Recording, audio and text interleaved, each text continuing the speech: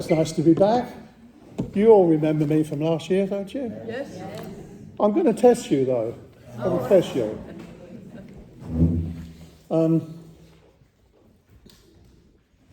Right. I don't know if you remember me talking about tea. The smugglers used to bring a lot of tea in because it was very, very valuable. Very valuable indeed. And they usually came in £10 packs. And these £10 packs actually had a special name. Can anybody remember what it was before I tell you? No? £10 of tea was called a dollop. Does that ring any bells? No? That we get the word dollop from there. And right at the end of the talk, I spoke about, in the last few lines, I spoke about Galleywood Common. Do we know Galleywood Common? Just south of Chelmsford, yeah. Right? And I thought I'd just very, very quickly give you a bit of information. That was there was a race course that went round Galleywood Common, and it was used for about 200 years. I think I'm right in saying that it finally closed in 1935. The odd thing about the Galleywood Common race course was that it's the only race course that had a church in the middle of it. Indeed. Here we go then.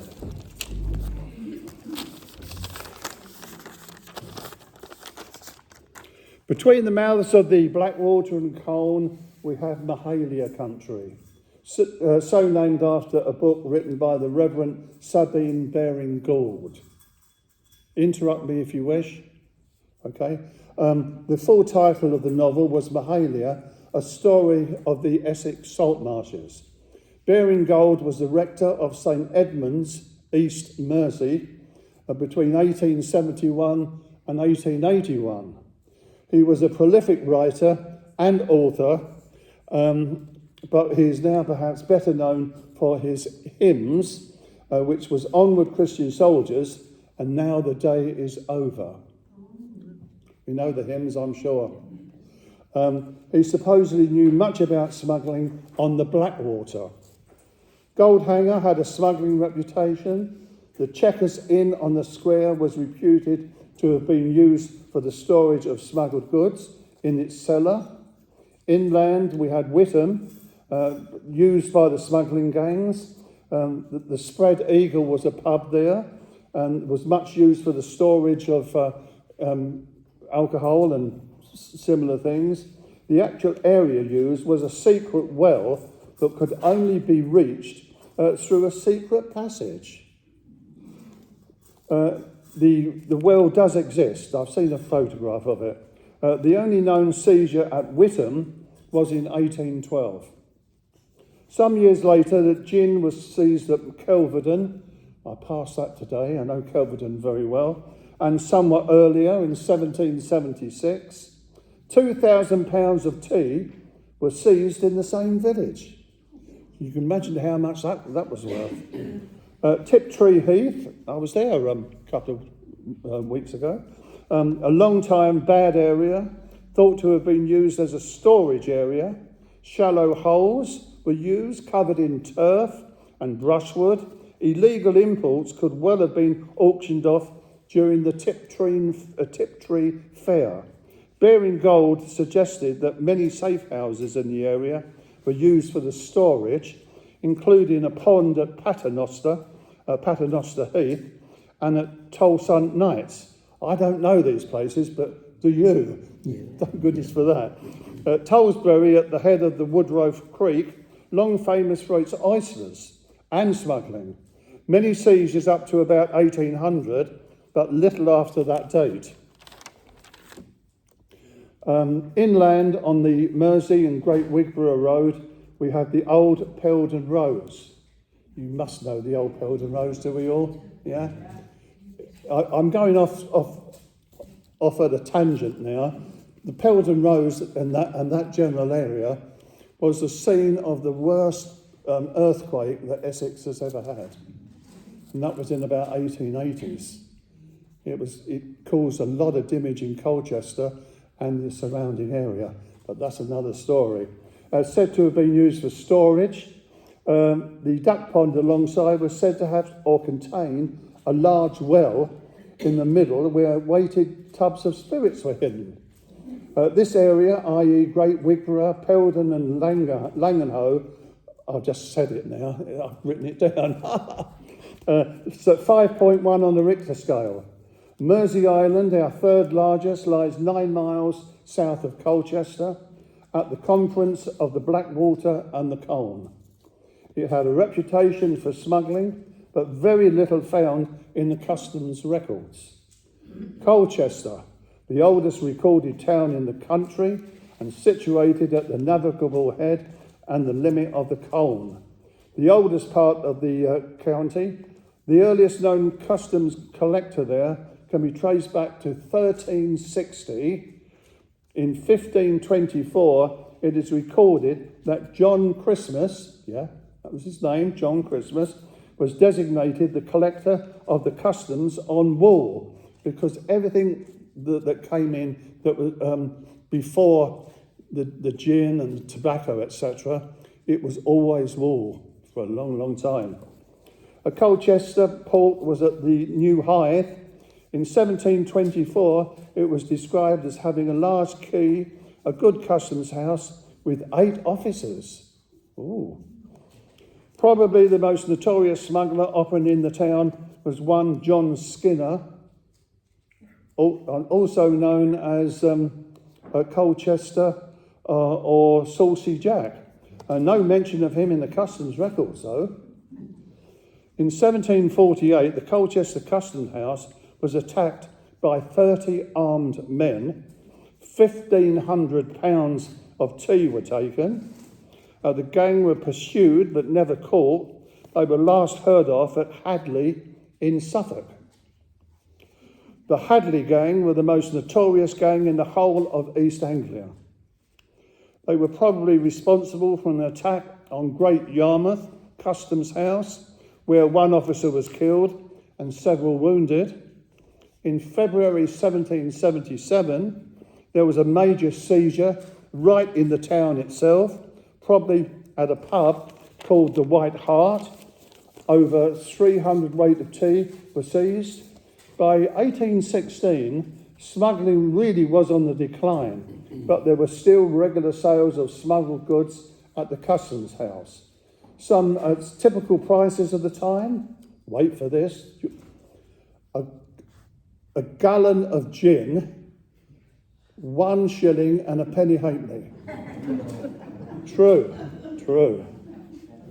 1.5 pound of chocolate at 3 and 5p a pound.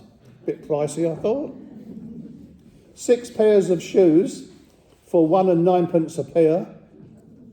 Goods from wrecked vessels were also auctioned, and more frequently. These sales carried on well into the 1820s, and the pre-Christmas sale became a regular feature of life on the Hythe. By the 1850s, the sales had ended, as reports of smuggling incidents were now a rarity.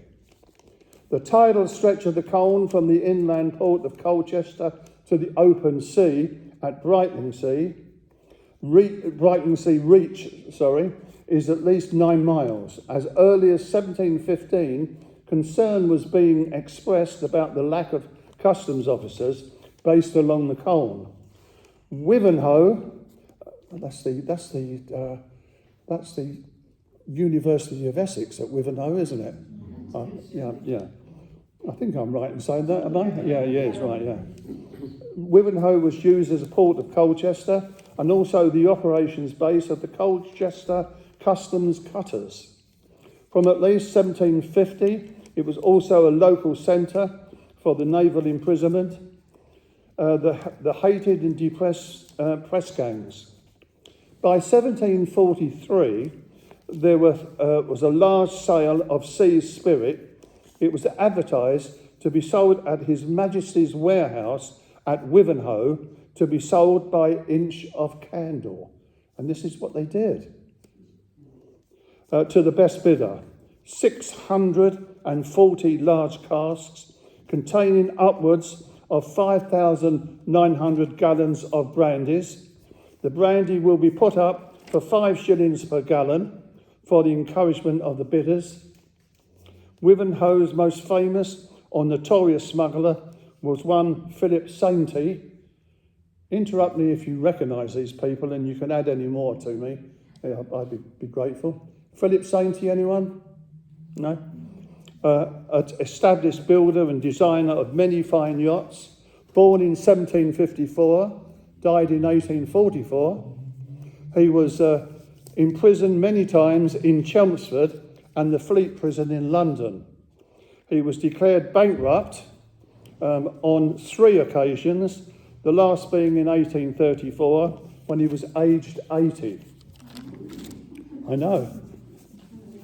Just across the river from Wivenhoe and linked by a ferry lies Rowhedge, once known as East Donyland, considered by the collector as being the worst and roughest by all of the Colne and Blackwater villages, yet again by repute only to have pubs with secret passages, i.e. the Ship. Moving on to Brightlingsea, very few seizures are reported in the records, but vessels from the town were seized all along the Essex coast. During the 1830s, one of the more notable families in the town were the Bacons. They owned a vessel called the Speedwell. When it was eventually captured, it was found to have a false bottom. As late as 1849, 2 men from Brightlingsea were charged with assault on the customs man. They were part of an armed band of between 30 to 40 men. The dispute centred around tubs of spirits and packets of tobacco, salvaged from a wrecked vessel. Both parties were claiming the spoils. The stretch of coast from Colne Point to Walton on the Naze is around 12 miles in length, known by some as the Sunshine Coast.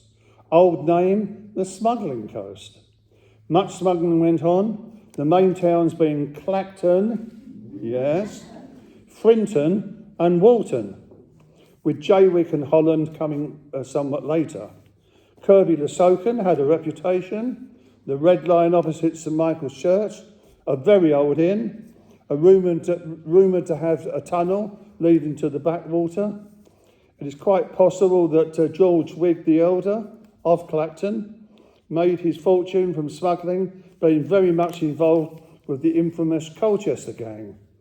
In 1870, his old house was renovated. A vast amount of cellarage was uncovered. The sole access, by the way, was a concealed entrance in a brick-built kitchen near to a pub called the Ship Inn. This happened? Yeah. A customs watch house was erected at Walton Low in 1745. A very serious incident took place 5 years later, involving at least 10 well-armed men and mastiff dogs. The gang escaped and were last seen in Ramsey village, 2 to 3 miles west of Harwich. Don't know that at all. Hamford Water is often mentioned in all the records. It covers 2,000 acres at least with 10 islands, a maze of creeks and channels, ideal smuggling country. Quite possibly some of the officers stationed here were in league with the smugglers. Great Holland was another notorious place, as was Little Clacton. Where's Little Clacton then? That way, is it? Yeah, towards Colchester. Yeah. Towards Colchester, is it? It's Little Clacton, the scene of a vicious and violent encounter in 1791. Both customs and excise officers were involved, which was rare. 3 officers were injured. By around 1800, smuggling in the area was much in decline, probably due to a strong military presence in the area. Wheelie Camp, within walking distance. Still odd incidents. John Scaley of Great Holland I worked for Great Highland in the tractors. Yeah. Anyway, fined £6,100 for smuggling 1,200 gallons of gin and rum. The date, 1814. A quote now from a letter written by Mr. C. Woodruff in 1908. Walton Old Church, St. Saints, and Frinton Church, St. Mary's, and claimed to be the smallest in England, were both used for storing smuggled goods. At Frinton, a cloth was held across the church to hide the merchandise. When removed, it was transported to a place called Horsley, 16 miles away. In 1724, Daniel Defoe described Harwich as a town of hurry and business and much gaiety and pleasure. Is that still the same, is it? Yeah. Harwich is good, still good, is it? For centuries, Harwich had been a member of the port of Ipswich. In 1693, it became a customs port, a cutter stationed here as early as 1685. Another quote, in the year 1744, the collector at Harwich, Griffith Davies, made the following comments in writing. We cannot walk the town without being insulted and threatened to be shot or thrown overboard if we dare to go on board the parquet boats, the post office boats, in other words. A later comment by Davies, the post office's total lack of interest and concern about smuggling in their vessels. Low wages is probably the problem here. Manningtree and Missley on the south bank of the Stour were the only subports controlled by the Harwich collector. Manningtree saw its trade revive with the opening of the Stour navigation in 1713, as with the other towns by reputation, many smuggling links. Missley's origins, where's Missley? Next to Manningtree. Thank you. I'm glad you turned up. Missley's origins can be traced back to Saxon times. During the mid-1700s, it was turned into a spa town and a flourishing river port. Robert Adam designed the new port of Missley. But you would know that. Late 18th century saw uniforms being introduced, but only for commanders and their mates. They're not a friend, they're mates. In 1818, a customs vessel made a large seizure which included 432 packs of playing cards. Playing cards were very highly taxed. These had been liable for stamp duty since 1711, not taken off until 1960, believe it or not. Yeah. Yeah. Carry on talking, I want to make me right me wrong. The days of Harwich being a busy port, or packet port, so came to an end in about 1832. Post office transferred it to the Thames, which is much closer to where I live. The RLI was sadly in decline by 1840. It was founded in 1824. Thankfully, a revival during the 1860s. The Essex Police, founded in 1839, were given the legal authority to seize smuggled goods. In 1856, £3,000 of tobacco were seized at Dedham. A good effort, as the force only numbered 202. In retrospect, 1856 can be seen as a watershed for HM Customs in respect of smuggling. On the 1st of October, the control of the Coast Guard, along with all the cutters, was transferred to the Admiralty. From this date onwards, customs officers were no longer armed. Between 1850 and 75, Duty-free allowances came into being. It was not until the 1890s that cigarettes began to be smuggled. Cigarettes were not manufactured in the UK until the 1880s. Player's famous trademark, the bearded sailor, was born, along with brands such as Goldflake and the Wild Woodbine. The peak year for tobacco smuggling was 1882, with over 1,540 seizures. The first recorded seizure of cigarettes was at Harwich in 1893. 5 years later, the Queen's Pipe, as it was known, was lit at Parkstone Quay, a popular name of the furnace in the Queen's Warehouse. One of the most dramatic changes along the Essex coast took place at Tilbury, just down the road from me, when a new dock system opened in 1886, the East and West India Docks, the largest area of enclosed docks in the world at that time. The Customs Service was founded in 1671 as a government department, the excise being part of the Inland Revenue since 1849. From April 1909, HM Customs and Excise was created, and for the next 96 years, its officers would be responsible for the prevention of smuggling in the UK. In 1922, the Coast Guard was reorganised and placed under the control of the Board of Trade. In 1923, the Customs introduced a new force. The Coast Preventive was to carry out anti-smuggling patrols along the coast. It was around this time that the public image of C&E, Customs and Excise officers, emerged. Large baggage hauls, a stern uniformed officer, baggage marked with a chalk mark. I can still remember that in the very early days.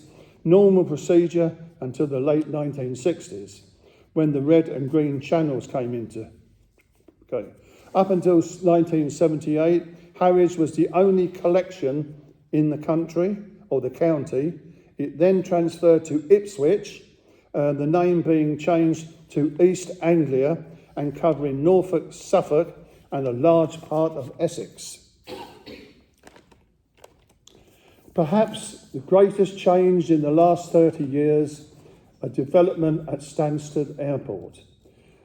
In there were less than 2,000 passengers using it every year. A new terminal opened in 1991. The following year, the airport catered for 2.2 million passengers.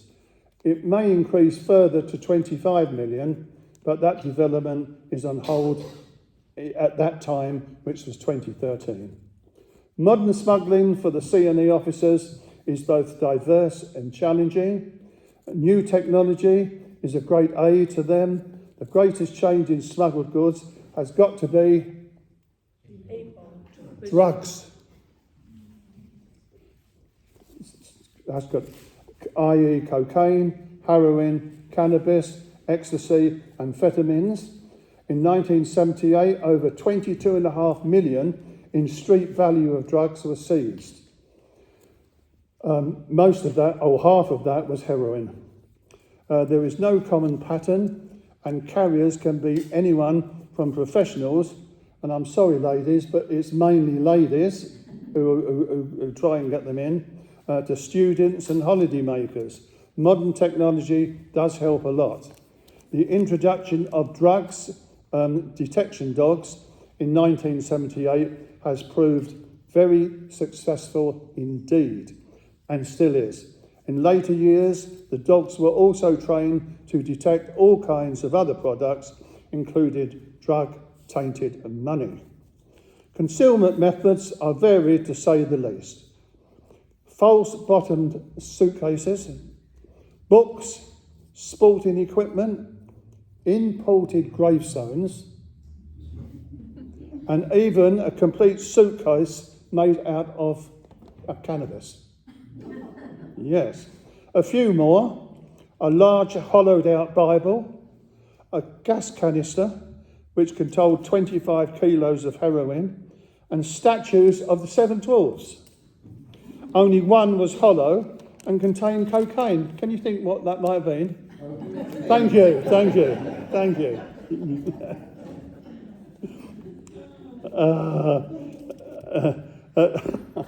During the 1980s, several notable seizures of drugs.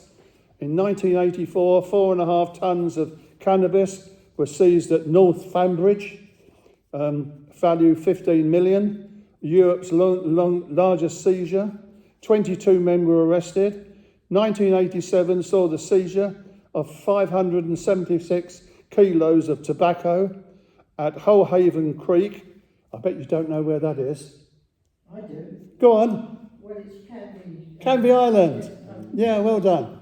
Yeah, Canvey Island. In the same year at Grays, my hometown, but that was a long time ago. It's Stamford-le-Hope, if you remember. So at Bruce's Wharf at Grays, 1.5 tonnes of cannabis found, worth about 4 million.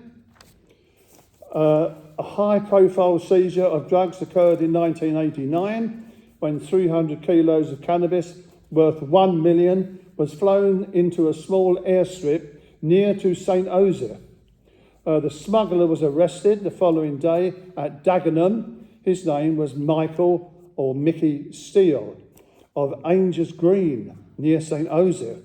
I passed through that a couple of times some years ago.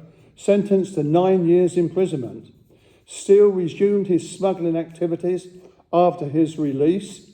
Ultimately, he and a colleague called Jack Womes were convicted of the murder of 3 men. This will be the infamous Rettendon murders of 1996. The long smuggling tale, which started in the 18th century, has now entered the 21st century. Our journey's end. In simple terms, the customs excise is responsible for collecting indirect taxes. One of the major concerns is the illegal importation of restricted goods, which include drugs, firearms and offensive weapons, animal, fish and plant products from outside the EU, and pornographic and paedophilic material. God, that was a bit of a mouthful. Did I pronounce that correctly? Near enough, I think, wasn't I? For the year 2003 and 4, the latest published methods when I put this together, the total net revenue collected amounted to £115.7 billion. In the same year, 1.8 billion cigarettes were seized, 54% were counterfeit brands, 185 tonnes of tobacco. Same year, 1,600 kilos of heroin, 20,000 kilos of cocaine, and 1,200 kilos of ecstasy, 57,000 of cannabis. 1,091 persons sentenced, assets of 18.3 million recovered. It is believed that 90% of heroin in the UK originated from Afghanistan, cocaine in the main came from South America, cannabis from North Africa. But that's not the case now. I'm sure we all know it's widely grown in the UK. Still in 2003 and 4, many seizures of money, 78 million, pornographic material, guns and knives, meat, fish and dairy products, live animals and birds, ivory, plants, caviar, ginseng, counterfeit DVDs. Total number of these was almost 23,000, of which 4,000 were in law enforcement. They were the thin blue line. As for the customs cutters, the originals date back to at least 1661. They are still going strong. There are 5 in operation, all state-of-the-art, with very sophisticated equipment, including radar, each vessel costing £4.3 million to build. Detection officers have all the benefits of modern technology, a major one being freight scanners, detecting not only drugs but people. A major problem in recent times for the Customs and Excise is or was a cross-channel smuggling, estimated to catch the exchequer over 3 billion every year. Bad one. Much criticism was levied against Customs for its heavy handling of shoppers. Due to the loss of trade, Hoverspeed even threatened to sue Customs and Excise for 50 million. In 2004, the EU decided to proceed against the British government for its heavy handling policy. Outcome, I never did find out. Sorry. In June 2001, 3 million cigarettes were found at Harwich. Under customs set control, they were delivered to Sittingbourne, where another 5 million were found. An Ilford man was arrested at Stansted, carrying 3 packages of cocaine paste, value of $500,000. The organiser received a 15-year sentence. A huge haul of cocaine was seized at Southend in the 6 large bags dropped off from a Boeing 707. The drugs were worth 22 million, or at street value. The pilot and co-pilot each sentenced to 20 years each. Many large seizures, including at Thurrock Services on the M25, 264,000 Super King cigarettes. At Purfleet nearby, 18 kilos of cocaine were found, street value 1 million. On the A414 near Chelmsford, 40 kilos of heroin was found concealed, value 2.4 million. In excess of 300 years, the Customs and Excise men and women have pitted their wits against the smugglers, and many have lost their lives. A far cry from the days of the riding officers patrolling, controlling the creeks and coast, or more recently, of the coast preventive men on their motorbikes. In 2006, the Serious Organised Crime Agency came into being. Also that year, revenue stamps would be placed on bottles of spirits, duty paid. In April 2005, a new department, Revenue and Customs, finally came into existence. A sad story for many customs officers, especially as its long history can be traced back to some 1,000 years. But perhaps one should recall Benjamin Franklin's words of 1789, "In this world nothing can be said to be certain except death and taxes, and in respect of taxes, however and by whomsoever, they are nevertheless collected." And last but certainly not the least, during April 2010, 4 containers were seized at Tilbury Docks. They contained 35 million cigarettes, the biggest ever haul at the port.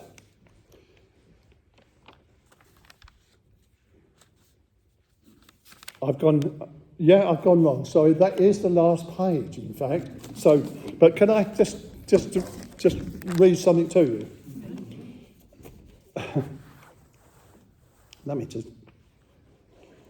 I was some years ago. A friend of mine in Ipswich sent me a whole roll of photographs of framed instructions, shall we say, and some of them were written in English. They were written in English, but very poorly.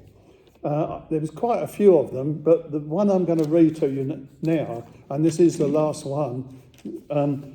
See what you think of this. You're allowed to laugh, by the way.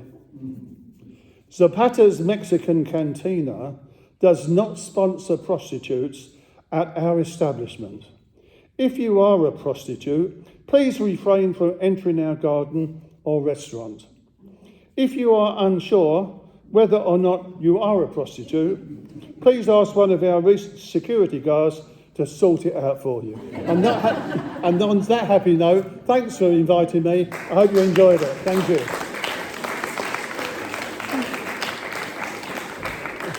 Oh, can I sit down now, please? Anything you'd like to know more about? Oh, Or any more smuggling stories that anyone else has that Brian might like to share with another area? Right, you can hear this one. No, St John's Church. St John's Church in Clacton. That has like I think a little sort of passage From the ship, isn't it? From the ship. Yeah. Yeah. So Smugglers used to use the ship in. I do know for a fact that the smugglers were very much in league with the churches. They had some of them are supposed to have tunnels, but I very much doubt if they did. If it was only a very small one. But they hid places in the church. Pardon? With the parson, yeah. Maria said, were the smugglers mostly male, or are they female? are they female or both?